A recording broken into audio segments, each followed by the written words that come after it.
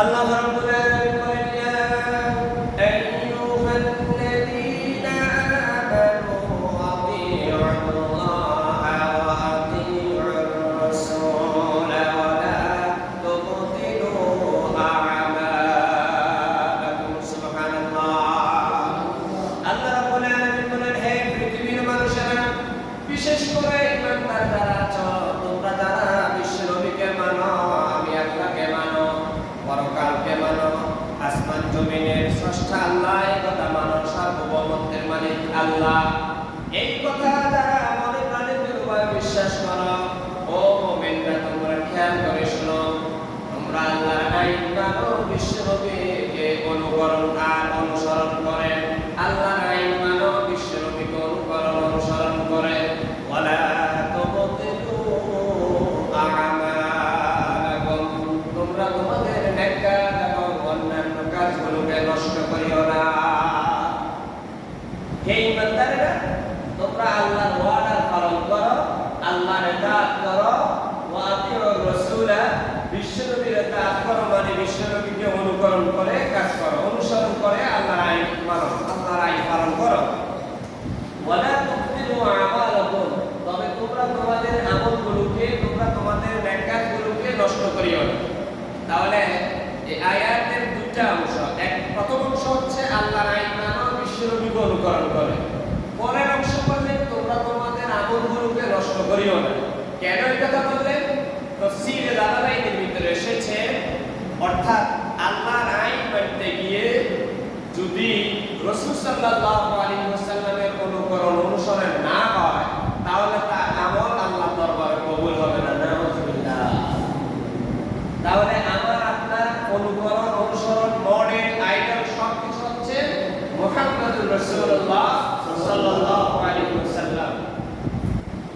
মুসলিম শরীফের ভিতরে হযরত আবু হুরায়রা রাদিয়াল্লাহু তাআলা আনহু থেকে বর্ণিত, বিশ্বনবী জনাব মুহাম্মদুর রাসূলুল্লাহ সাল্লাল্লাহু আলাইহি ওয়াসাল্লাম ফরমান, মান আতাআনি ফাকাদ আতাআল্লাহ।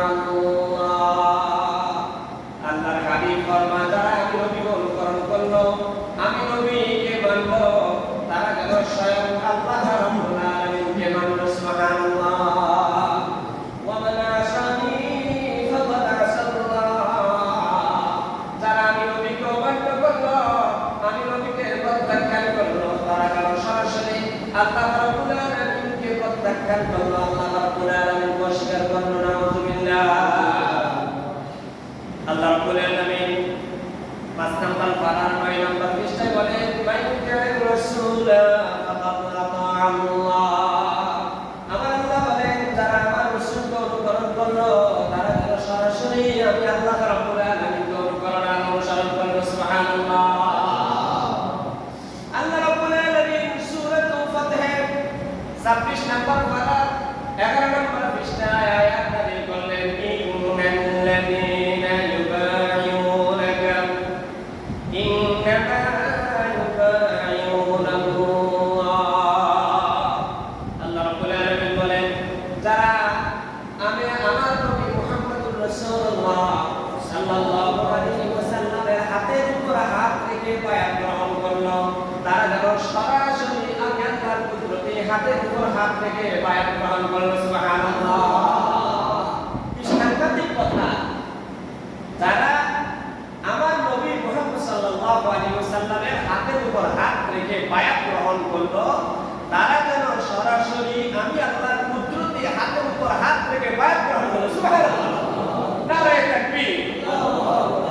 ইন্নাল্লাযীনা ইউবাইউনাকা ইন্নামা ইউবাইউনাল্লাহ। যারা বিশ্বনবী মুহাম্মদুর রাসূলুল্লাহ সাল্লাল্লাহু আলাইহি ওয়াসাল্লামের হাতের উপর হাত রেখে বায়াত গ্রহণ করলো, তারা যেন সরাসরি আল্লাহর কুদরতি হাতের উপর হাত রেখে বায়াত গ্রহণ করলো। সুবহানাল্লাহ।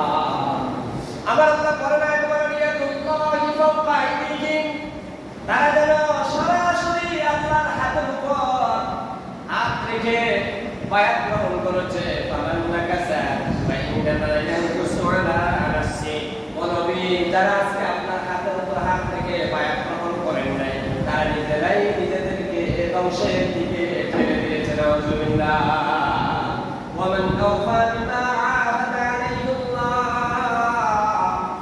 আর যারা আপনি নবীর হাতের উপর হাত রেখে বায়াত গ্রহণ করে আপনার সাথে যে ওয়াদা করেছে, আমি আল্লাহর সাথে যে ওয়াদা করেছে ওয়াদাগুলো পালন করেছে, আমি আল্লাহ রাব্বুল আলামিন তাকে অগণিত রিজিক ও অগণিত নিয়ামত দিয়ে আমি আল্লাহ তাকে সম্মানিত করে দেব। সুবহানাল্লাহ।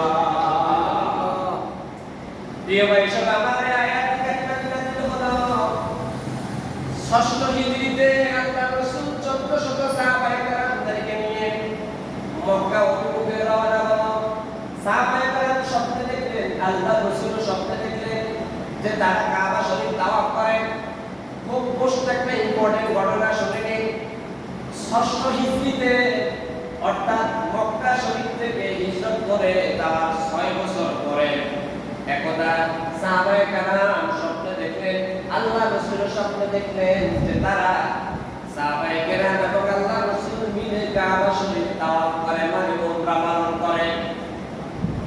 আল্লাহ রাব্বুল আলামিন সেই কথাটা 26 নম্বর পারার 14 নম্বর পৃষ্ঠায় তুলে ধরলেন। লাকাদ সাদাকাল্লাহু রাসূলাহুর রুমিয়া বিল হাক্ক লা তাদখুলুনাল মাসজিদাল হারাম। মসজিদে হারাম অবশ্যই আমি আল্লাহ আমার রাসূলের স্বপ্নকে বাস্তবায়ন করেছি মসজিদে হারামে প্রবেশ করানোর মাধ্যমে। সুবহানাল্লাহ।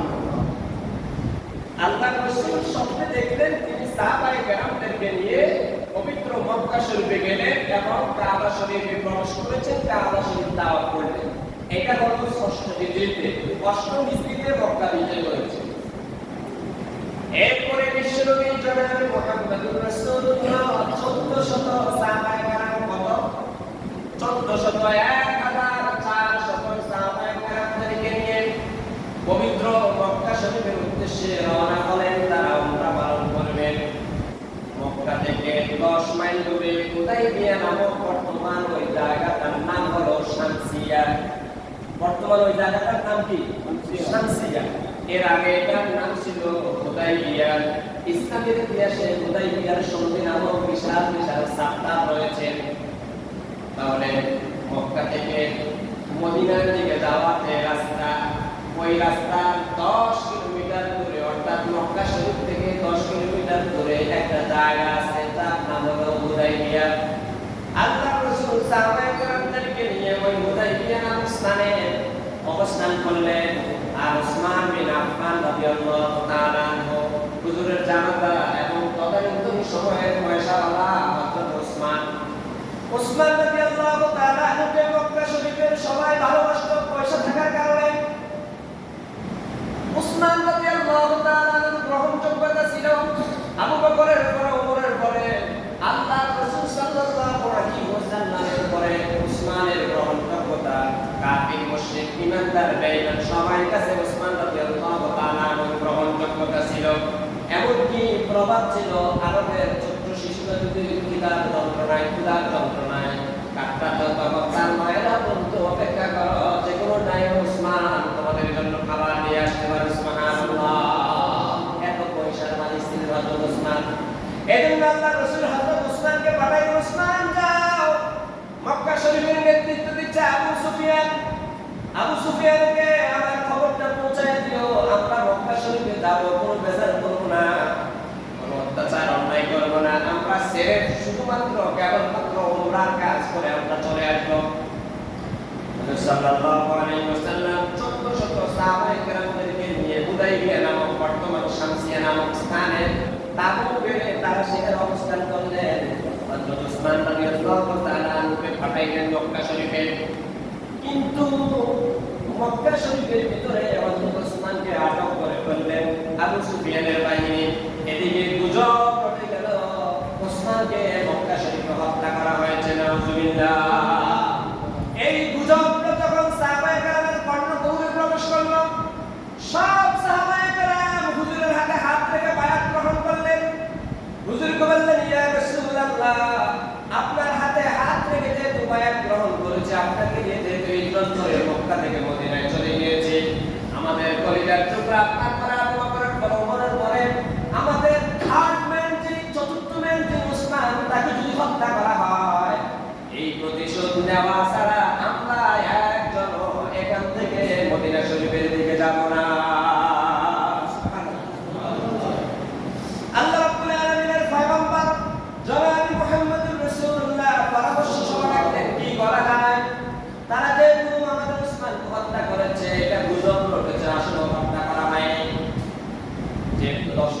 দিবেন।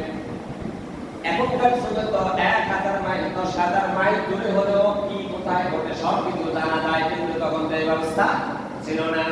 সাহাবায়ে কেরাম উত্তপ্ত অবস্থায় হুজুরের হাতের উপর হাত রেখে বায়াত গ্রহণ করলেন আর বললেন, ইয়া রাসূলুল্লাহ, যতক্ষণ পর্যন্ত না আপনি আমাদেরকে ওয়ার্ডার না দিবেন আমরা মদিনা থেকে মদিনা যাব না। আর আমরা আপনাকে কমিটমেন্ট দিচ্ছি, যতক্ষণ পর্যন্ত না উসমান রাদিয়াল্লাহু তাআলা ওয়াক্তার বদলা বা পয়সা না হবে ততক্ষণ পর্যন্ত আমরা কেউ এখান থেকে মদিনা শরীফের দিকে যাব না। আমার ভাইরা, দৃঢ় সিদ্ধান্ত যদি না হয়, সৈন্য সংখ্যা বেশি লাগে না, সাহাবায়ে কেরামের এই দৃঢ় মনোবল দেখে আবার আবু সুফিয়ানের গোয়েন্দা বাহিনী এই হুদায়বিয়া এলাকার আশেপাশে ঘোরাফেরা করলো।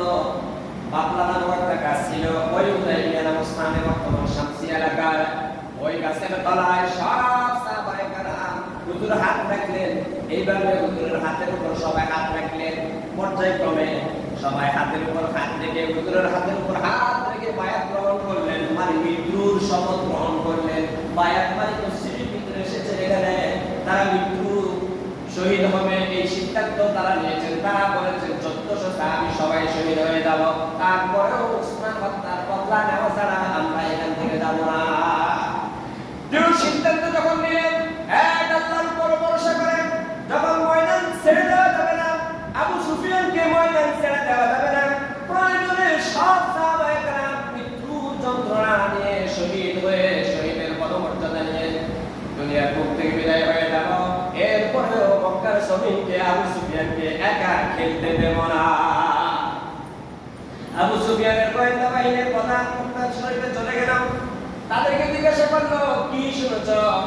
বললো যে আমরা মুহাম্মদের সাহাবীদের যেই দৃঢ় প্রত্যয় দেখেছি তারা সবাই মৃত্যুর জন্য শপথ গ্রহণ করেছে। মুহাম্মদের আল্লাহ জিবরাইলকে পাঠাইয়া বলে দিয়েছে, ইয়াদুল্লাহি ফাওকা আইদিহিম, যারা মুহাম্মদের হাতের উপর হাত রেখে বায়াত গ্রহণ করলো তারা যেন সরাসরি আল্লাহর কুদরতে হাতের উপর হাত রেখে বায়াত গ্রহণ করেছে। ও জিবরাইল, মুহাম্মদকে জানিয়ে দাও তারা মুহাম্মদের সাহাবীরা মুহাম্মদের হাতের উপর হাত রাখেন নাই, সরাসরি আমি আল্লাহর কুদরতে হাতের উপর হাত রেখেছে। সুতরাং আমি আল্লাহর দায়িত্ব হলো নুসরাতুল্লাহ হাসবুনাল্লাহ, তাদেরকে সাহায্য করা আমি আল্লাহর জন্য ওয়াজিব হয়ে গিয়েছে। সুবহানাল্লাহ।